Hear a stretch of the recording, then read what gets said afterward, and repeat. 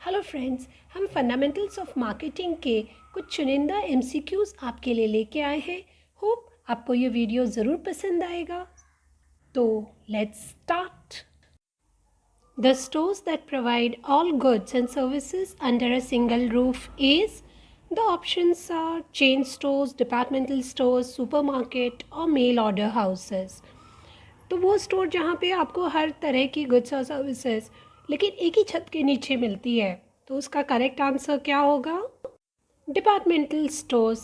So the correct option is option number 2, departmental store. अगला देखते हैं।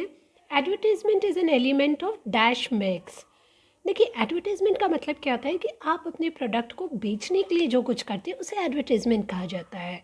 उसी को दूसरी भाषा में हम कह सकते हैं सेल्स प्रमोशन। तो एडवर्टीजमेंट ये जो है ये सेल्स प्रमोशन एक्टिविटी हो गई। तो advertisement is an element of promotion mix. So the right option is option number 4, promotion. अगला देखते हैं। The goods which are meant for final consumption are dash goods. उन्होंने हमें ऑप्शन दिया है convenience goods, shopping goods, insistence goods और speciality goods. तो वो गुड्स जो फाइनली कंज्यूमर यूज़ कर लेता है, उसका आगे प्रोडक्शन में कोई यूज़ नहीं होता है, उसे हम लोग कहते हैं कन्वीनियंस गुड्स। तो इसका राइट ऑप्शन होगा option number 1, which is convenience goods. Next, perceived value pricing is a type of dash oriented pricing। तो ये जो वैल्यू प्राइसिंग होती है जिसके हिसाब से हम लोग प्राइस करते किसी भी गुड्स का, वो अलग अलग तरीके से की जाती है। कुछ होती है जो डिमांड के बेस्ड होती है, मतलब बाहर बाज़ार में जो डिमांड है उसके बेस पे उसकी प्राइसिंग की जाती है। अगर डिमांड ज़्यादा है तो उसकी वैल्यू भी वैसी ही ज़्यादा की जाती है। So the answer will be demand. कुछ एक प्रोडक्ट्स की प्राइसिंग तो हम कंपटीशन के प्राइजेस के हिसाब से भी तय करते हैं, उस केस में वो हो जाती है कंपटीशन ओरिएंटेड प्राइसिंग।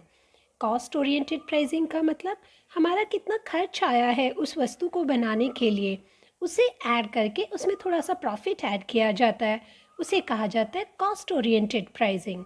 और टारगेट ओरिएंटेड प्राइसिंग का मतलब कंपनी खुद का टारगेट सेट करती है कि क्या प्राइस तय करनी है। अगला देखते हैं। Increase in competition and volume of sales with reduction in price is marked in dash stage.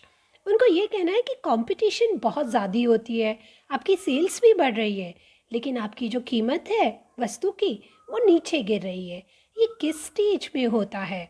उन्होंने 4 ऑप्शन दिए है, इंट्रोडक्शन, ग्रोथ, मैच्योरिटी या फिर decline. Option number 2, which is growth. ये वो स्टेज है जहाँ पे प्रोडक्ट बहुत अच्छी तरीके से एस्टैब्लिश हो चुका होता है। एज अ रिज़ल्ट उसकी जो सेल्स है वो भी बढ़ने लग जाती है। सेल्स बढ़ रही है तो कॉम्पिटिटर्स बट ऑब्वियस इस प्रोडक्ट की ओर खींचे चले आते हैं और वो भी अपना प्रोडक्ट इस्टेब्लिश करने की कोशिश करते हैं।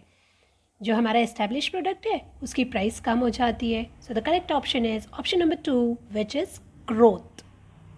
We proceed. Dash product characteristics are those which are perceived almost uniformly by all the observers.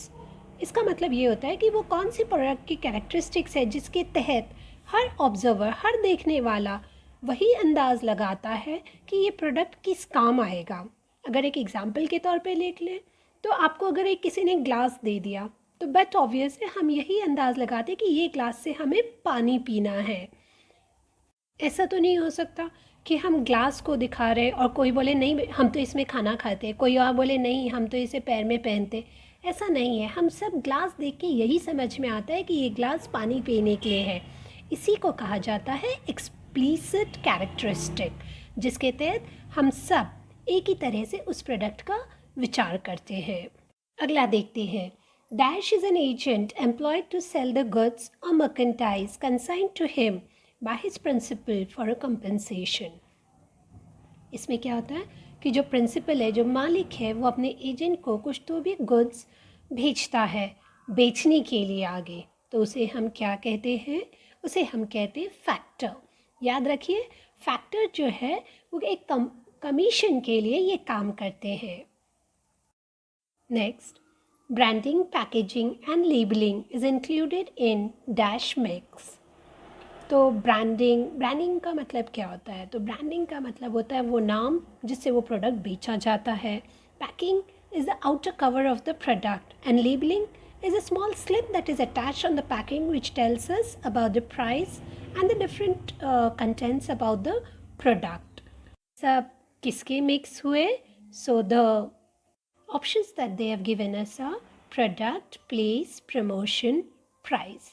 And the answer is option number 1, which is product. क्योंकि ये सब प्रोडक्ट से रिलेटेड है. प्रोडक्ट की ही ब्रांडिंग की जाती है, प्रोडक्ट को ही पैक किया जाएगा और उसी को लेबल किया जाएगा. Next, the retailers who open there shops on fixed days और डेट्स इन स्पेसिफाइड एरियाज. तो वो कौन से रिटेलर्स हैं जो अपनी दुकान जो है वो कुछ मतलब आप कह सकते हैं तय किए हुए दिनों पे ही या एक पर्टिकुलर एरिया में खोलते हैं. सो the correct option is market traders. Hawkers जो होते हैं वो हाथ में ठेला लेके जगह जगह घूमते हैं. स्ट्रीट ट्रेडर्स गलियों में अपना दुकान लगाते हैं. Perishable goods are examples of dash goods. उन्होंने ऑप्शन में कन्वीनियंस, शॉपिंग, स्पेशलिटी और इंसिस्टेंस का जिक्र किया है. तो पेरिशेबल गुड्स वो होते हैं जो तुरंत ख़राब हो जाते हैं और यूजुअली हम लोग क्या करते हैं कि ये जो पेरिशेबल गुड्स है उसकी डिमांड बार बार करते रहते हैं. तो ये जाएगा, इसका करेक्ट आंसर है कन्वीनियंस गुड्स. कन्वीनियंस गुड्स को हम लोग वन शॉट आइटम्स भी कहते हैं जो हैबिट डोमिनेटेड गुड्स होते हैं. हम अगला देखते हैं. Product dash is the dropping of a product from the product line और product mix of a firm. तो इसमें क्या हो रहा है कि हम जो हमारा प्रोडक्ट मिक्स है जिसके तहत हम अलग अलग प्रोडक्ट्स मैन्युफैक्चर करते हैं उसमें से एक कोई तो भी प्रोडक्ट जो है वो हम बनाना बंद कर देते हैं. तो इसे हम कहेंगे प्रोडक्ट सिंप्लीफिकेशन. याद रखिए, there is a very thin line which bifurcates simplification and elimination. Elimination का मतलब होता है हमेशा के लिए बंद कर देना. अगला देखते हैं. Dash mix is the process of moving products from the producer to the intended user. यहाँ पे क्या होता है कि हम जो प्रोडक्ट बनाते हैं वो फैक्ट्री में तो रखे नहीं चलेगा, हमें वो फैक्ट्री से जो उसे यूज़ करना है वहाँ तक पहुँचाना है.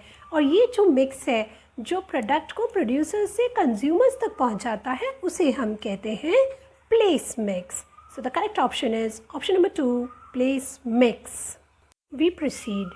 इन goods theory, goods classified under red are dash goods. अब जो गुड्स थियरी है उसके तहत गुड्स को यानी जो प्रोडक्ट्स है हमारे उसको अलग अलग कलर दिया गया था. जैसे रेड हो गया, येलो हो गया. तो इन्होंने रेड जो है वो दिया था कन्वीनियंस गुड्स के लिए. तो the correct option is option number 1, convenience goods. आज के लिए इतना ही बस. हम बहुत सारे नए नए वीडियोज़ लेके आपसे मिलने आते हैं. तो please subscribe the channel and be in tune. Bye.